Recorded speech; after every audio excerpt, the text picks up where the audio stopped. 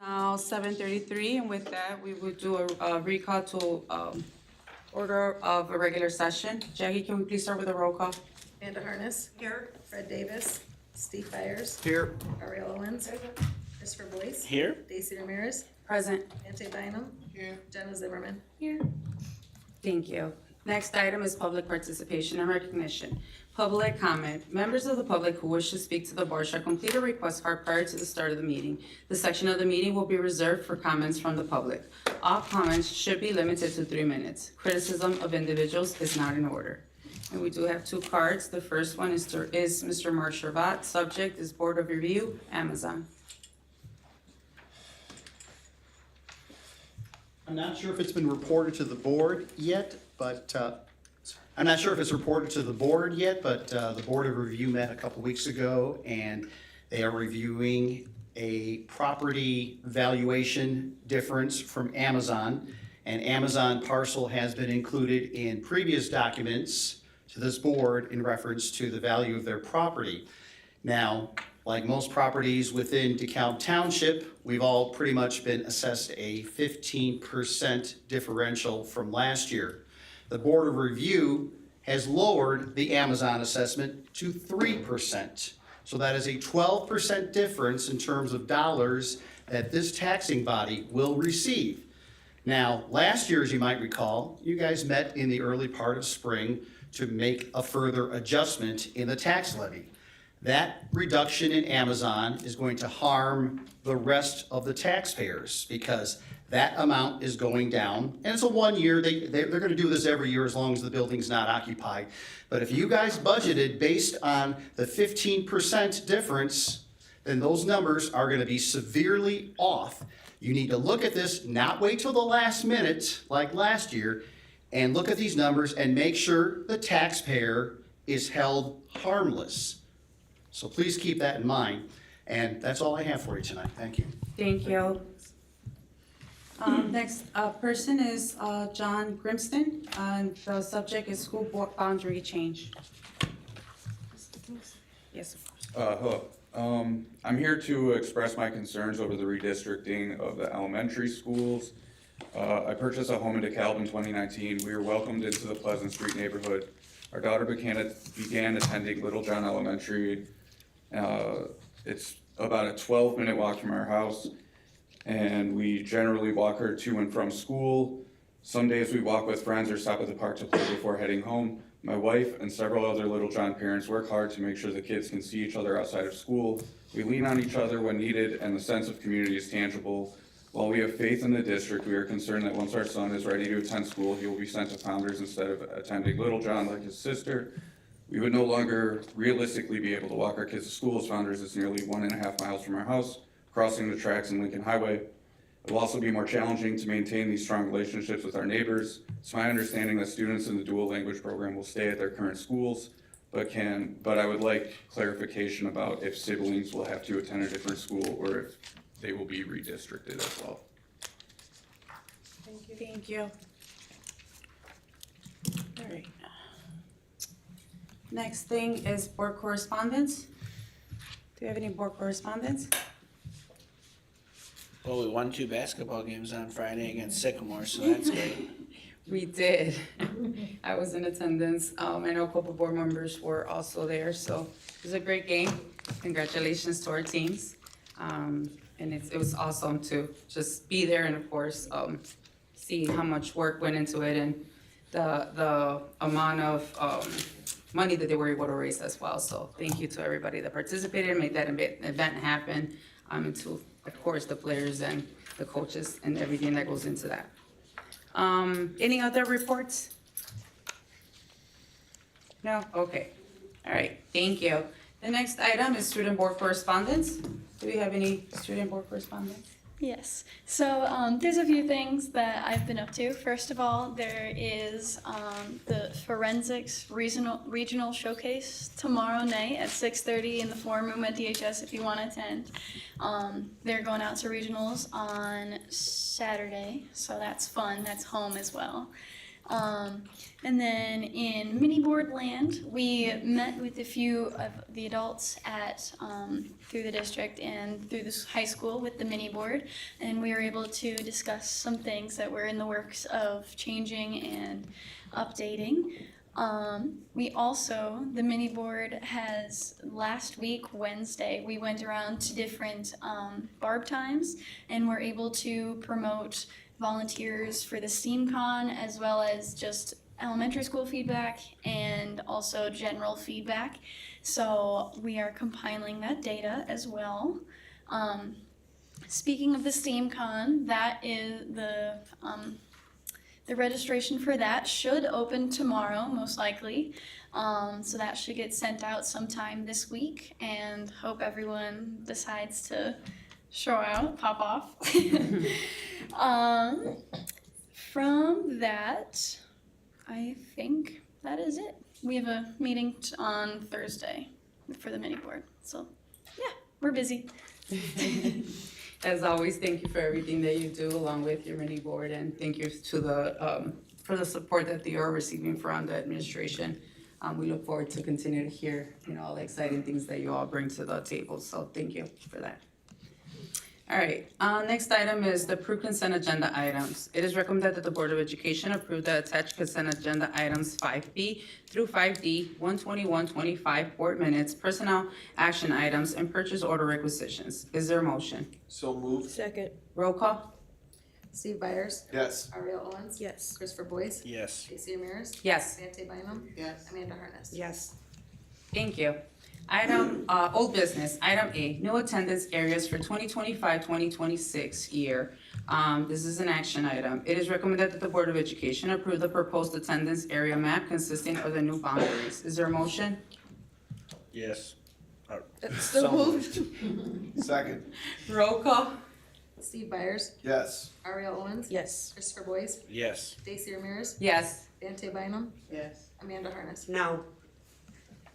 Thank you. Item B, summer school ESY, regular programming. This is an action item. It is recommended that the Board of Education approve the ESY middle school NIU summer STEAM and DHS summer school proposal. Is there a motion? So moved. Second. Roll call?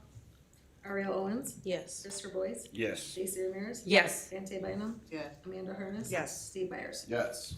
Thank you. Item C, Press Plus 117. This is an action item. It is recommended that the Board of Education approve the Press Plus 117 policy updates as attached. Is there a motion? So moved. Second. Roll call? Christopher Boyce. No. Stacy Ramirez. Yes. Svante Bynum. Yes. Amanda Harness. No. Steve Byers. Yes. Ariel Owens. Yes.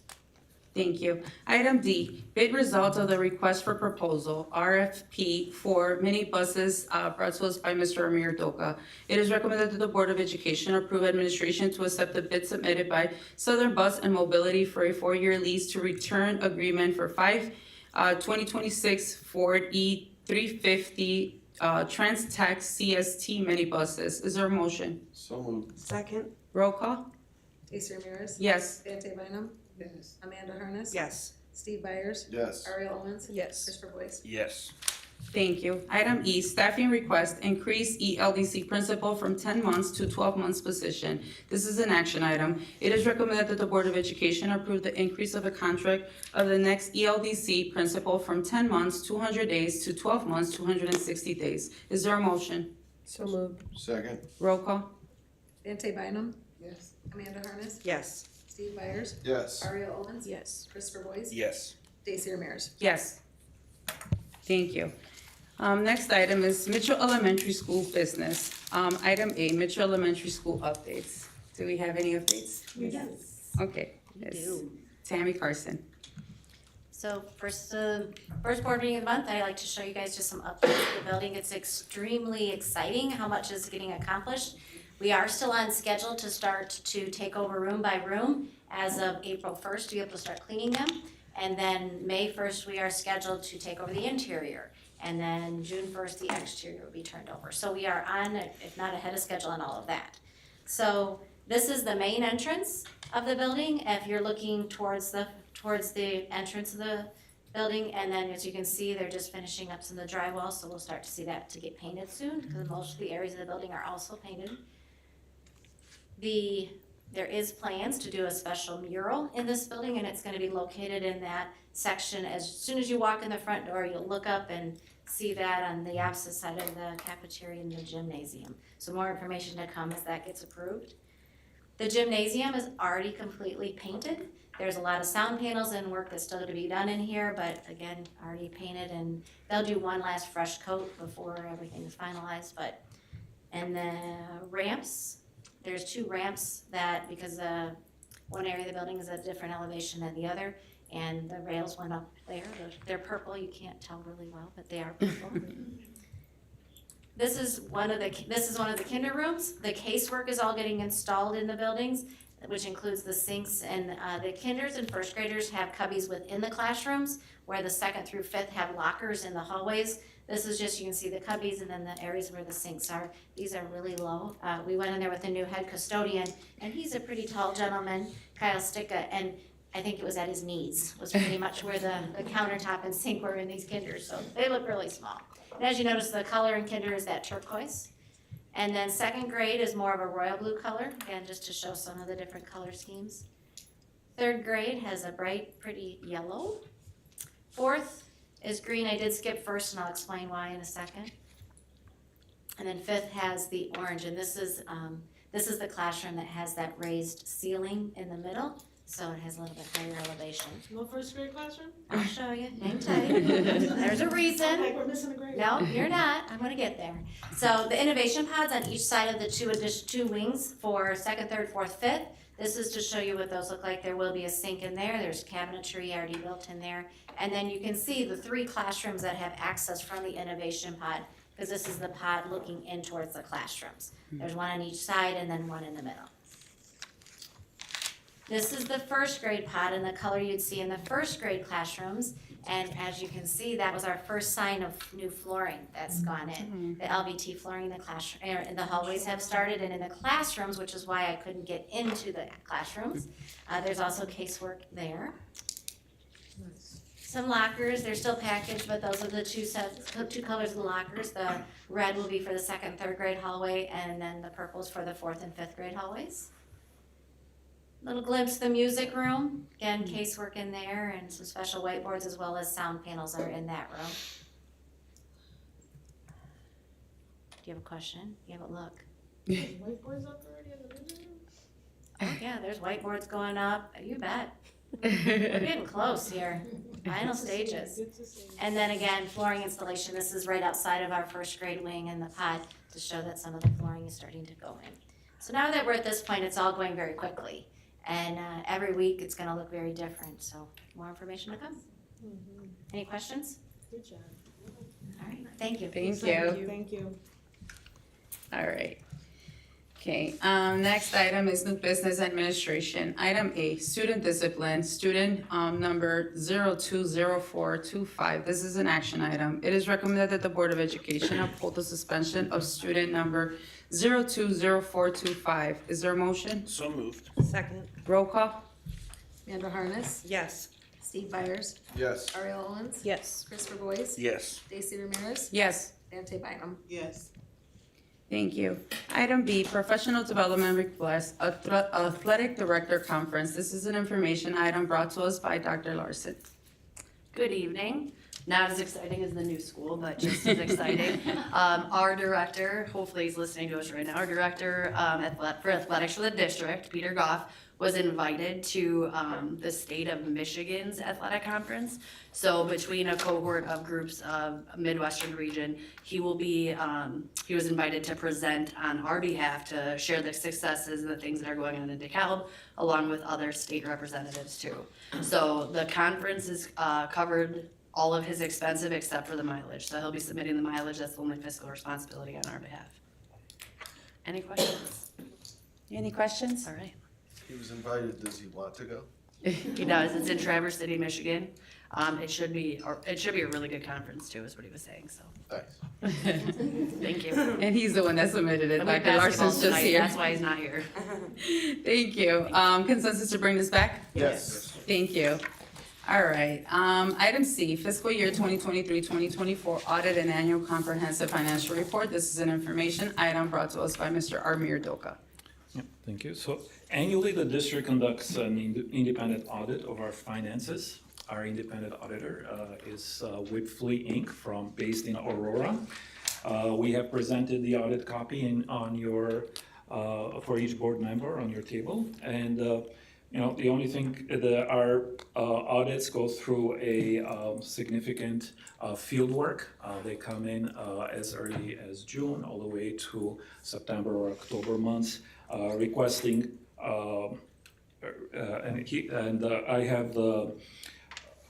we have the auditor, our Whitfleet partners, Scott Duenser, who will kind of talk a little bit about the audit process and the field work that they have done. So I'll have him come to the board.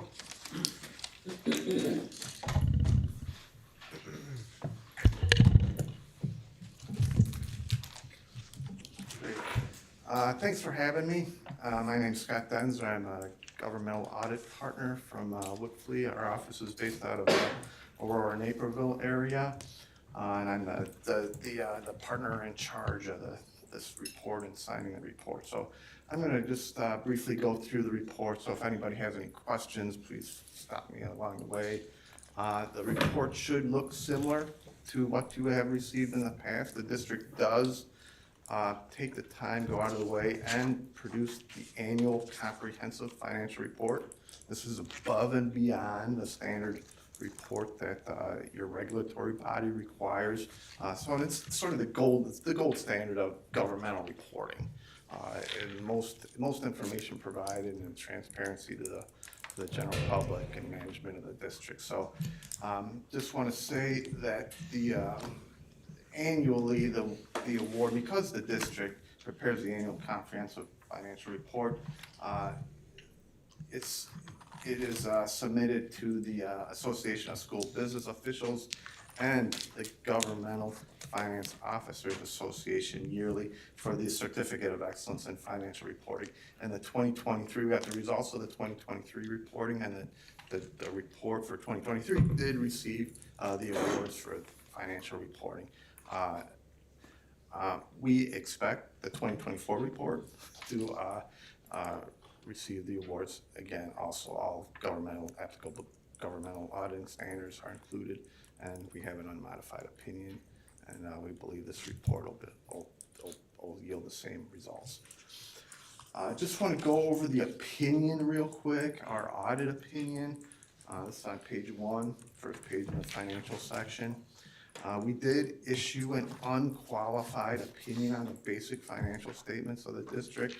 Unqualified or unmodified opinion means it's basically a clean opinion, is what that means, meaning we believe these financial statements are fairly stated in all material respects. Another thing about the opinion is we do not issue an opinion on every page of the CAFR or the ACFR report. Like the statistical sections, we do not audit. Some of the transmittal letter, that kind of stuff, we do not audit. And it's spelled out if you read through all the way through the opinion, the detailed information we give it in relation to opinion. So every page is covered, but our audit opinion really is with the basic financial statements in the front of the report and then related notes to the financial statements. Always like to point out this is a very large document, over about 140 pages or so. So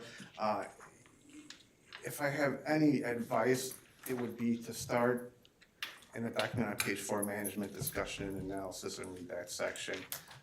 It's about 9 or 10 pages. So narrative has some charts, comparative information, talks about the changes over the years, the results of operations. So that's a good place to start.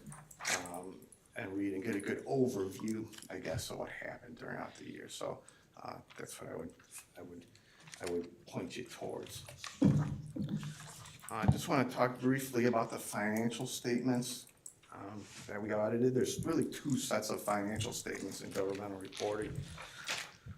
Page 16 and 17 are what's considered the government-wide financial statements, and these take all funds of the district and squeeze it together. It also reports all capital assets and related debt, bonded debt, debt certificates, along with pension and post-employment benefit liabilities that the district is responsible for, and the related deferred inflows and outflows related to those things. So it's pretty much all comprehensive of everything that the governmental accounting standards could think of that would be financially related to the district, all in one set of financial statements. On front end, in the equity or the assets over liabilities, at the year end, the district ended up with about 55 million positive net position, which is good.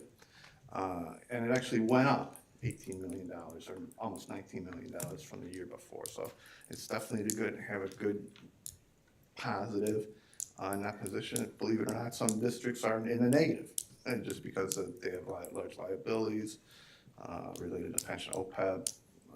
Buildings are older, they don't have the value anymore, they have large debt, pension debt, so some people are actually in the negative, so it's definitely a good sign. So this gives an overall basis of it.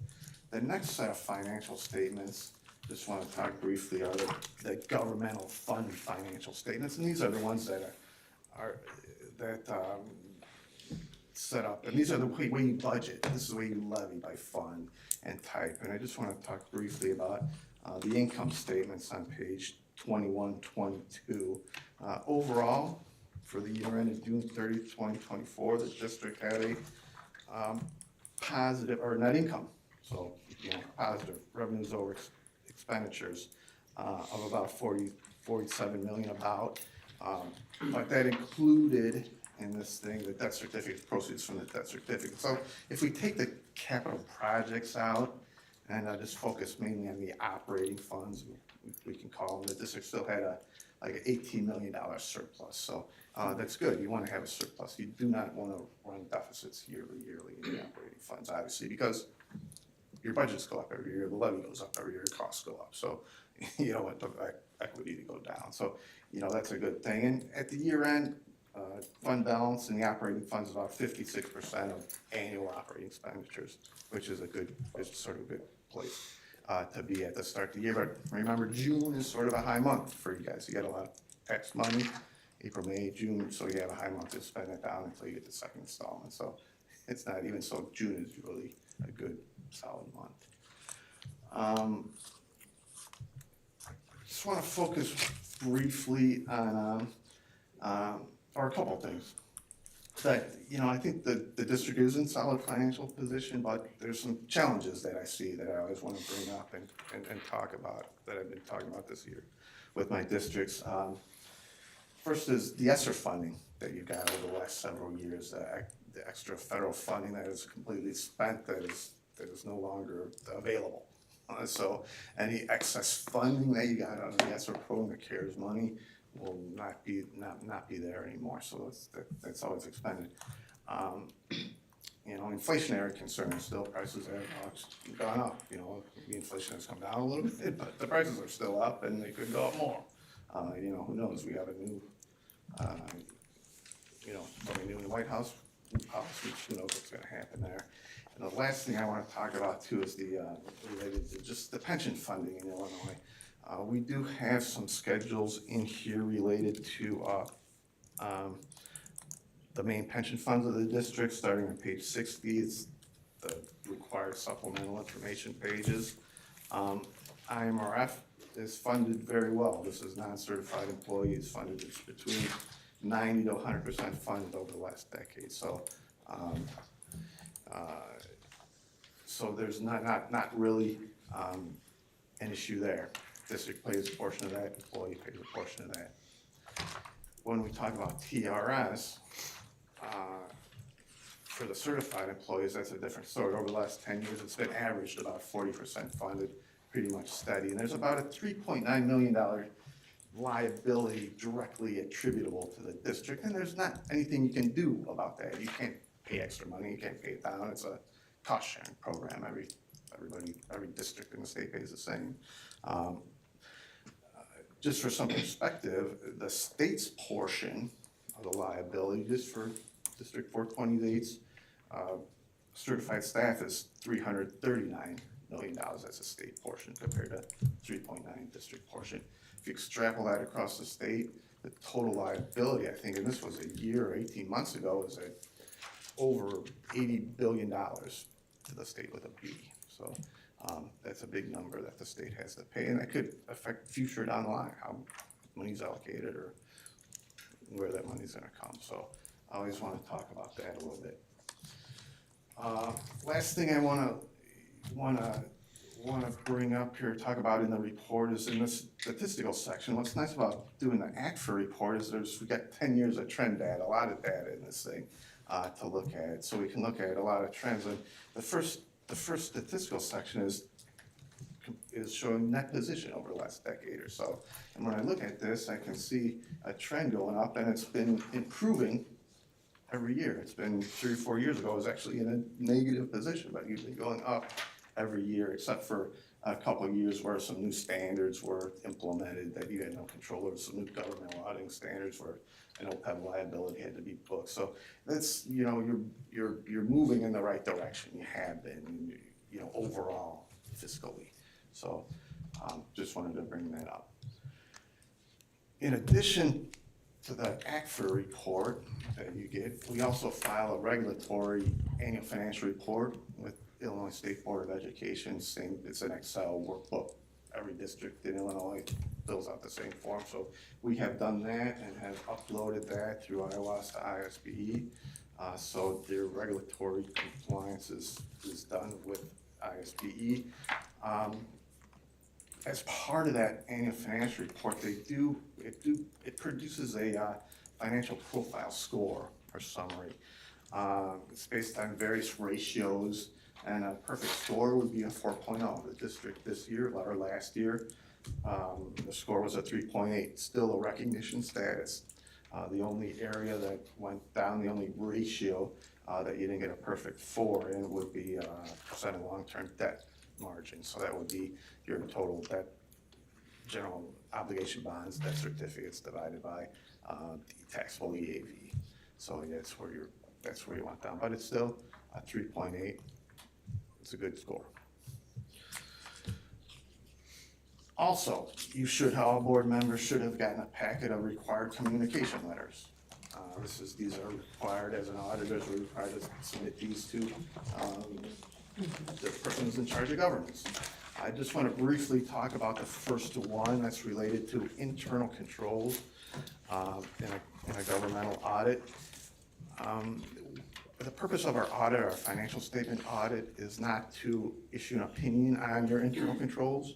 We gain an understanding of them to design testing. We don't necessarily test internal controls to rely on them, but we do gain an understanding of how they work, how they operate, but it's not part of an in-depth thing. So we do not issue any kind of opinion on how your controls are working. And our audit is not necessarily designed to find any deficiencies. That would be a different type of risk engagement or fraud study or some kind of do, which, you know, we provide those services, but that's not part of the audit. So I just wanted to bring that up. So thanks for having me. Appreciate it. You know, I want to just thank our mayor and his team for just providing information timely and getting it to us and working as a partner so we can put this together. It's a pretty heavy lift to get this big document done. There's a lot of, as you can see, information comes from a lot of different sources to get all that completed in there. So it is something that the district should be proud of that they do put it together. Thank you. Do we have any questions? Well, thank you for everything that you did, and thank you, our mayor and the team as well, for putting this together. We know that obviously it takes a lot of work to put this book, 166 pages, once you put it in a PDF, but nonetheless, it's very comprehensive. So if anybody at home cares to read it, we invite you to do it, and reach out if you have any questions. But thank you again for taking the time to do this and for sharing that information with us. We always like to hear positive reviews, and especially when they're obviously recognized by the state. So it's always great to hear that. All right. Thank you. Have a great rest of your meeting. Thank you. You do the same. You have a great rest of your day, I should say, not the rest of the meeting. But thank you. All right. All right, consensus to bring this back then? Yes. Thank you.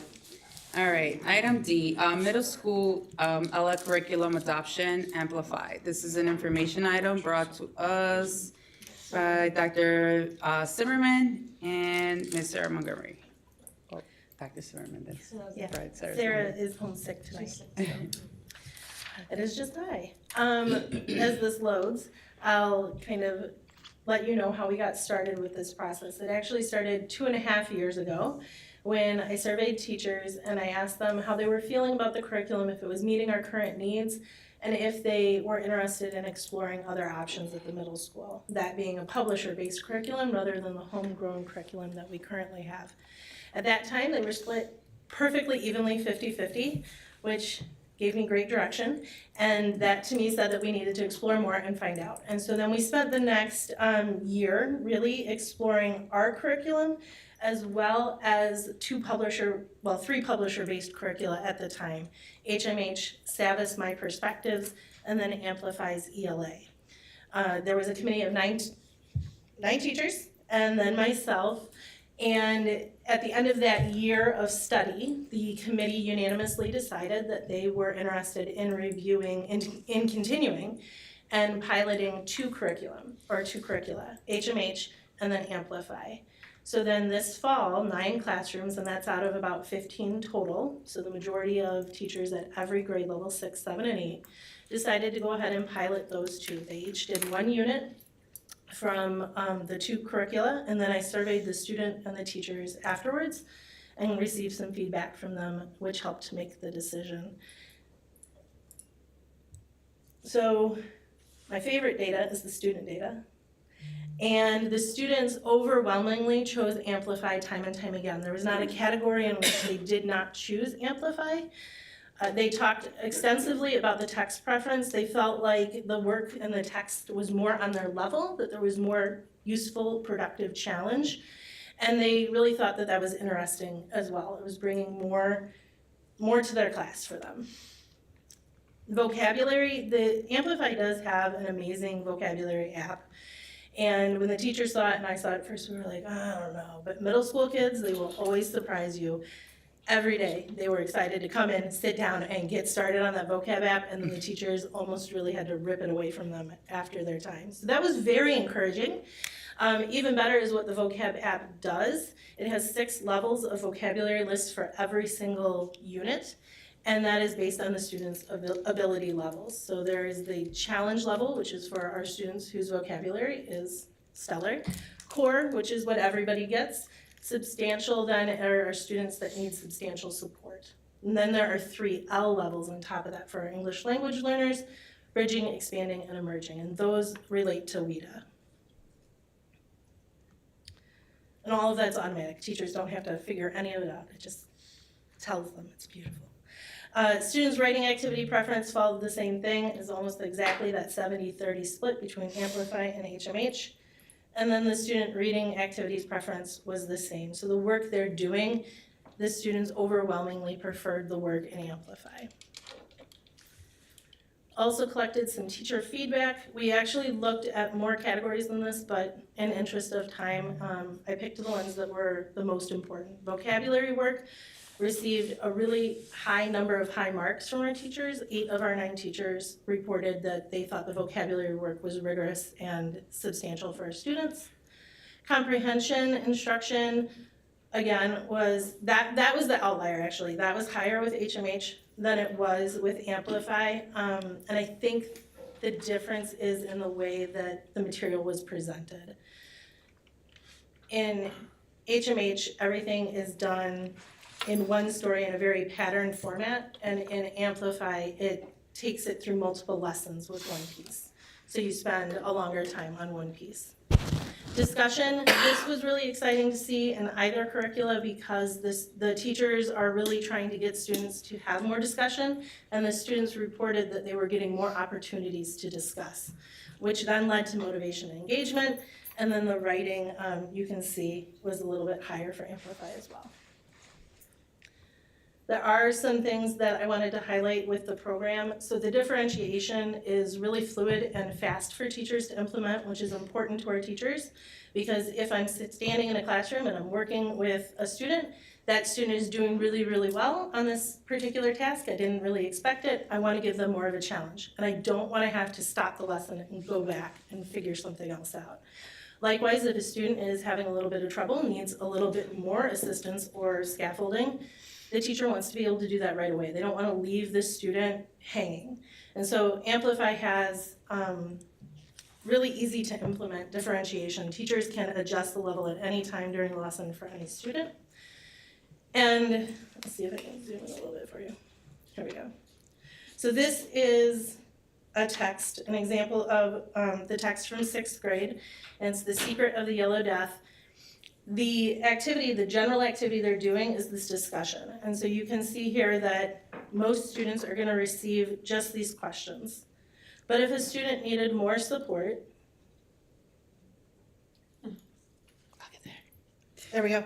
They would also get discussion sentence starters to go with it. So it's not giving them answers, it's not making the work easier, but it's giving them those language structures that students may need to help them get the answer out that they have in their heads. Writing is embedded into every day, every lesson. Writing is actually super important in Amplify, which is really nice because in a lot of ELA curriculums, we see a focus more on reading than we do on writing, which reading's important too. But almost to the point where writing isn't explicitly taught as much as our students need it to be. And so within Amplify, every single day, students are receiving instruction in writing, and every single day, they're working on extending their answers to make them longer and more explanatory, which is really, really important for our students as well. So there's just some examples here, again, of how that's scaffolded. You can see that the prompt is in the bottom left, and then there are 2 different levels of differentiation for that prompt as students would need it.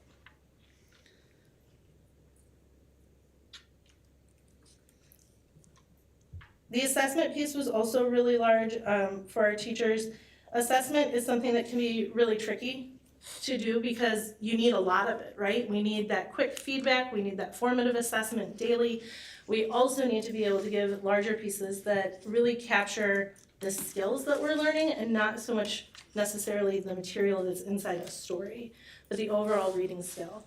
So Amplify has 5 different ways that they do formative assessment, and those are done daily and weekly. And then the summative reading and summative writing at the end are done at the end of each unit, which is about every 30 days.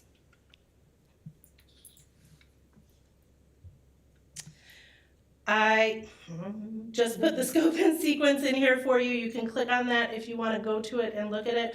I also have some materials outside, student edition, teacher edition, the grade overviews, and there's something else. There's a program guide out there as well. If you are interested in taking any of them and looking them over, just let me know. You're welcome to. This is the big piece, is the cost. It is a 6-year contract, which ends up being a little bit scary in the overall number.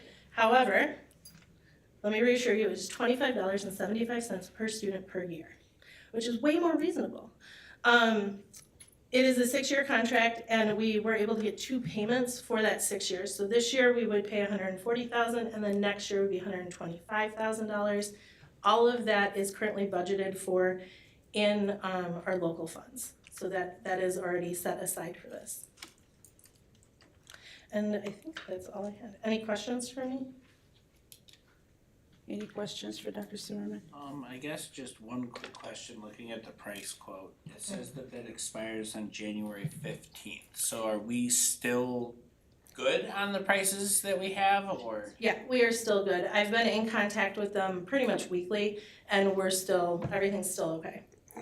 They're aware of our timeline here and how long, that it'll take until the next board meeting is the 14th? Yeah. Yeah? No. No? No, it's not. That's like totally wrong day. That's a Saturday. Friday. 18th. The 18th. They are aware that it would be the 18th before it was approved, and then they're not expecting payment until another month after that. Any questions about it? No? No questions, sorry.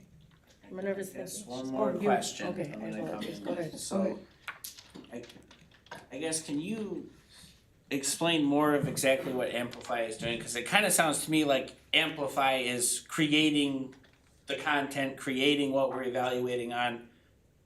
What are we having a teacher for Yeah. if we're having a computer do it for them? So that's a great question. So this is a publisher-based curriculum, and the idea is that what it is doing, and what I think is so important for our teachers, what we talked a lot for that whole year about, was that our teachers need a base. In order to be able to come in, they need a base so they are not worrying about creating the assessments, writing the curriculum, and they can come in, they can teach, they can do the instruction part, because that ultimately is really what we want them doing, is focusing on instructing the students and connecting it to where each student is. And so especially with language arts, there's a lot of knowledge building that comes along with that.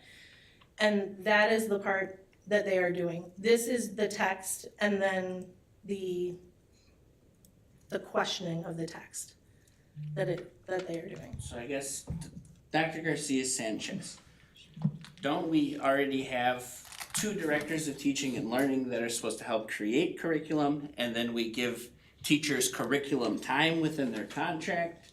I guess, why are we paying for a program for things that we already have established roles for in the district?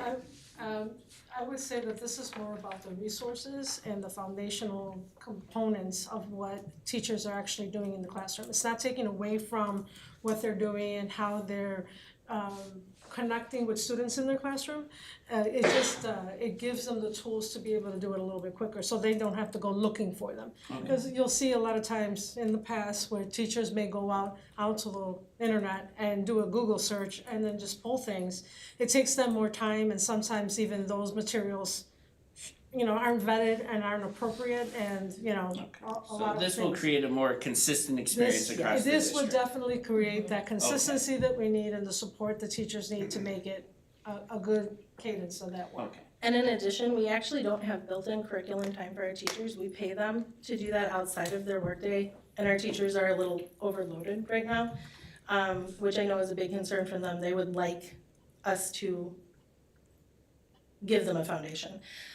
But in addition to that, it will open up their PLC time, which has been sometimes used for curriculum creation and attention to curriculum because they don't really have the time otherwise. It'll open up the PLC time for them to be able to analyze the data and again, focus back on that quality instruction. Okay, thank you. Yeah, one of the key things too that you see here is the support, right, that it's offering the student, like the immediate support that is offering based on, their own performance. So it's meeting the student where they are at, which allows the student, then the teacher then to come in and possibly help more, students where they meet the student where they need to be met. And that's a really good point too. We've been working on small group instruction in the middle school ELA classroom. And we have had a number of teachers that have implemented small group instruction within their pilots. And it's working out wonderfully because they can take a small group and work with them while students are doing independent pieces on their own. Sometimes they are on computer. I know I showed you everything on the computer. Some of it's on the computer, some of it is not. There are physical print materials as well. Thank you for that. Yeah. Any other questions? All right, and Thank you. as stated, Thank it's already, it has already been budgeted, you said, right? Included in the It has budgeted. been, but it's information tonight and bring it Right. back for action. All right, consensus to bring this back? Yes. Thank you. All right, item E, the WIDA, is that how you say it? WIDA 2025 conference. This is an information item brought to us by Ms. AJ Crook and Dr. Nall. Good evening. We have applied to present at the WIDA. It stands for World Class Instructional Design and Assessment Conference, which will happen in October of 2025. We're coming too early because if we're accepted, we have to register by June. That's part of the conditions. And also Google Flights, we want to make sure we get there as cheaply as possible. That was the main reason. And yes, so we have created our assessment team, Assessment Data and me, we created this amazing tool for biliteracy. and it's part of our MTSS process. Typically, when we look at multilingual learners, we're looking at them compared to monolingual learners. And we have created a biliteracy chart that allows us to look at multiple data points across language to target the needs of our students to see if they have a learning to read issue or a learning the language issue. And so it's quite innovative, and this conference is about innovation, and we want to share what we've created with others. And by going to the conference, we get to learn from other organizations about what works for their students and see if we can apply that in DeKalb. Can you tell us why that's important? The difference, the nuances, what type of language issues students may be having? What? In regards to the charts, like, so why is that? Oh, in important? So sometimes we have students, who are learning English, for example, but they get assessed as needing a reading intervention. When they don't need a reading intervention, they already read in Spanish, for example. But if we're just looking at them from a monolingual lens, if it's just an English-only reading teacher looking at the student, they think, oh, they don't know how to read. Well, it's just they don't know how to read in English yet. So when we triangulate the data and we look at how they perform across languages, there's another piece of this too. We can see, are they at the beginning levels of both languages in MAP? Then maybe it is a reading issue. But then we also have to bring in their WIDA access score to see if it's a language development issue. And then we can look at kids, are they low in English but high in Spanish? It's a learning English issue. Are they low in Spanish, high in English? It's a learning Spanish issue. So it gives us some really cool information. This chart is also interactive.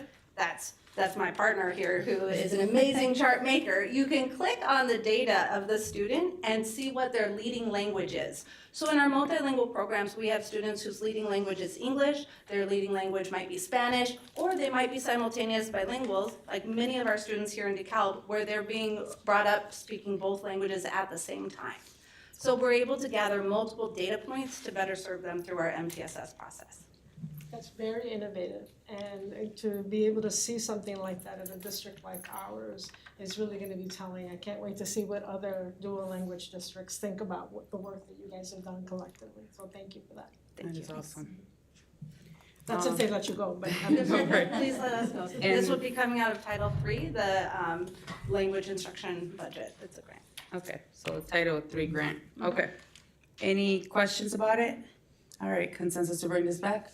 Yes. Thank you. All right, item F, Midwest Management Summit. This is an information item brought to us by Mr. Vendale. Hey, everybody, evening. So Jeremy Hernandez, our system analyst 2 for Endpoint Systems Engineering, is interested in attending this conference. He's gone a couple years in a row now. So it's hosted in Minnesota, is very specific to his core duties and job. Specifically concentrating on Microsoft, its many facets, including Microsoft Systems Center and Intune. So he was interested in going again this year. It comes out of the technology budget. It's week-long in May, if I recall correctly, and it's $3,659 to attend. That's what we got. Any questions about that? Consensus to bring this back? Yes. Yes. Thank you. Thank you. Item G, National Louis University year-long partnership agreement. This is an information item brought to us by Ms. Deidre Salas. Good evening. I actually have a number of agreements, the first being with National Louis University. This is for a year-long partnership with them, and the partnership is something that we've always had with National Louis, and ever so often we bring these back forward for renewals, or they've changed partnerships, added benefits or modified benefits, so we're bringing it to the board so that you are aware of the partnerships that we have. So again, this one is for National Louis. It's called the Site Affiliation Agreement, and it's for the clinical and student teaching students that come to us for field experience. Any questions about that? No? Okay, consensus to bring this back? Yes. Thank you. Item H, Grand Canyon University Partnership Agreement. So Grand Canyon is a university located in Phoenix, Arizona, but they also have a very big online presence. We actually, a number of administrators traveled there in December to visit the campus and learn more about Grand Canyon. They have this participation agreement that gives us more access to the things that they offer on their campus.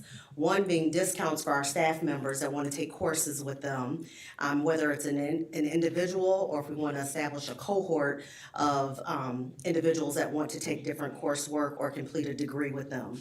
In addition to that, the partnership agreement allows us to post on their job board, attend job fair opportunities that they sponsor throughout the country or on their campus, and also allows them to come onto our premises and do the same with course offerings. This is a new partnership, so it's coming to you as information tonight. Any questions about that? All right, consensus to bring that back? Yes. Thank you. Next item is ISB Visiting International Host District Intergovernmental Agreement Renewal. This is an information action item brought to us by Ms. Deidre Ellis. So this one is coming tonight as information in action because this is a renewal. We sign this with ISB every 5 years, and the Visiting Teachers Program is where we get teachers from Spain. I've worked at a previous district. I actually traveled to Spain. I've done the recruitment there. I know Minerva has as well. Have you traveled to Spain? AJ has not traveled to Spain, but we also do recruiting virtually. When the pandemic happened, they stopped all travel, so we started doing it virtually. But these two intergovernmental agreements are standard agreements with ISB for school districts that participate in the Visiting Teachers Program. This does not lock us into anything or require us any financial costs, but it is the agreement in which we live under for the recruitment process and if we do actually bring teachers in from Spain. Any questions about that? Okay. This is an action item. It is recommended that the Board of Education approve the ISB Visiting International Host District Intergovernmental Agreement. Is there a motion? So moved. Second? Roll call? Steve Byers, Yes. Ariel Owens, Yes. Christopher Boyce, Yes. Stacy Ramirez, Yes. Dante Bynum, Yes. Amanda Harness. Yes. Item J, Illinois State University Student Placement Agreement Renewal. This is an information action item brought to us by Ms. Deidre Ellis. So not National Louis, but Illinois State is also a renewal agreement. Illinois State, as many know, was designed to be a teacher's college. So it's one of our strongest recruiting partners here in the state of Illinois. So again, this is a renewal to the agreement that we've had with them previously. I do want to highlight that I noticed provision number 13 was supposed to have been struck from this agreement. So I will contact them and have that removed. We actually agreed to it, but I think they just sent the wrong copy back to me. So we will be removing provision number 13. Okay. Any questions about that? Nope. All right, and this is an action item. It is recommended that the Board of Education approve the Illinois State University Student Placement Agreement Renewal. Is there a motion? So moved. Second? Roll call? Steve Byers, Yes. Ariel Owens, Yes. Christopher Boyce, Yes. Stacy Ramirez, Yes. Dante Bynum, Yes. Amanda Harness. Yes. Thank you. Thank you. Item K, Center for Special Education Services Service Agreement. This is an information item brought to us by Mr. Kyle Gertis. Good evening. Due to an upcoming staff leave, the district's in need of securing services to complete bilingual school psychology evaluations. Our need really is evaluations that are done in both English and Spanish. We've done a lot of front loading in terms of evaluations, meaning that the staff member that's going to be on leave has done a really great job of trying to evaluate the students that were on that caseload from the beginning of the year to try and reduce the number of evaluations we would have that we knew about during that leave period. So we were able to kind of get that number down to what we anticipate are 12 evaluations, up to 12. Of course, that number could change as new referrals come in. We would like to utilize the Center for Special Education Services group, which is a group we've used in previous years when we've had to supplement due to staffing shortages for speech and language and school psychology evaluations. So by securing these services, we'll be able to remain in compliance with IDEA laws that kind of regulate student evaluations and making sure that we're doing evaluations in the language of which the student needs to be evaluated in, or in some cases, multiple languages. The total cost for this service agreement would be $21,582, and it is budgeted for in our current budget. Are there any questions? Oh, we also got a free assessment. I do want to mention that. So the initial cost was knocked down to just shy of $2,000 as part of this deal. Any questions? Good negotiation. Kind of threw it in. I didn't even have to ask, but I should ask next time. Well, thank you. I know that there's been a lot of work that has been done to try to recruit, and maintain a speech pathologist. So I know that that's obviously something that we actively are in search of. So we know that the work is needed to keep us in compliance. So thank you for that work. Do we have any questions? All right, consensus to bring this back? Yes. Thank you. Thank you. All right, next item is superintendent report. Good evening. We are now at that time. So I want to start off by first congratulating our young men and our young ladies for the double win on Friday for the FNBO over at Convocation basketball. It was great to bring the trophy home to DeKalb High School. So congratulations to all of them, to all of us. Very happy to wear the black and orange on Friday. I also, during that time, we also shouted out Mark Sykes, who at this time has been recognized as the Illinois State Assistant Athletic Director of the Year. So we're very excited for him and we wish him the best. This year, he gets an opportunity to be doing some learning, to be traveling, and to earn some different understandings of how being an assistant athletic director looks like across the state. So once again, congratulations to Mark. Next up, I just wanted to shout out the senior fundraiser. I noticed it's 8:30 and she says she can leave at 8:30. She's waiting for this. So there's a senior fundraiser on Tuesday, February 11th at Chipotle. So we welcome everyone to go out there and support our seniors. And then the last thing I'd like to talk about briefly, only because, well, I'll talk about it. So I've received a number of emails from staff that are worried about the executive orders that are coming from the White House based on our returning president and his stance on a number of things, including the dismantling of the Department of Education at the national level.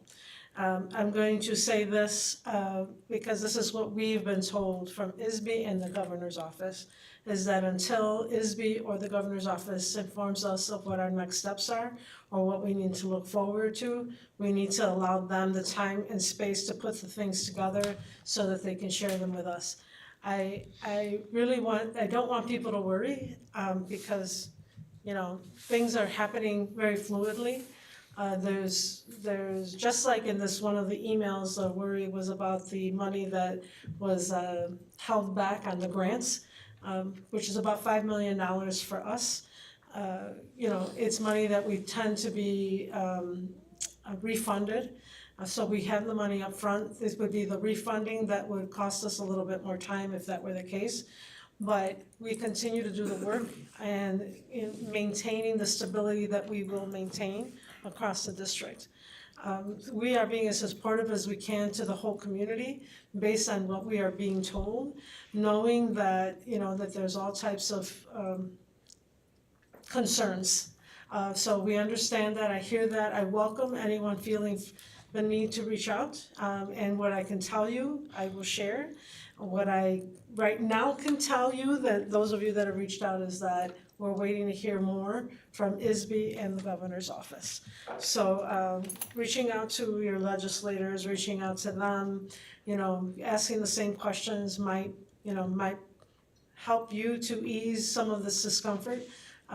Maybe it'll cause them to make decisions faster. I doubt it. But I just want to make sure that you understand that if there's something that I know this district will know it, whether we send it out in an email, in the parent square, you know, or whatever it takes so that we inform you, our staff, our students and their families. So I don't want anybody to feel like that we're withholding something. At this time, that's pretty much what I have. So yes, there are lots of articles out there. You know, read them, keep yourself abreast of them, but that doesn't mean that currently we're involved in any of those changes. We're still waiting to hear. So with that, I'm gonna bid you all good night. Thank you for being here and turn it back over to the president of the board. Jackie, if we're going back to closed session, do we then just? I emailed you the motion. Thank you.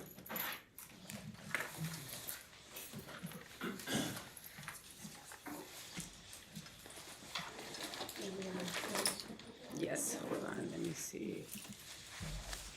Okay, so do I close the open session, the current open session? No.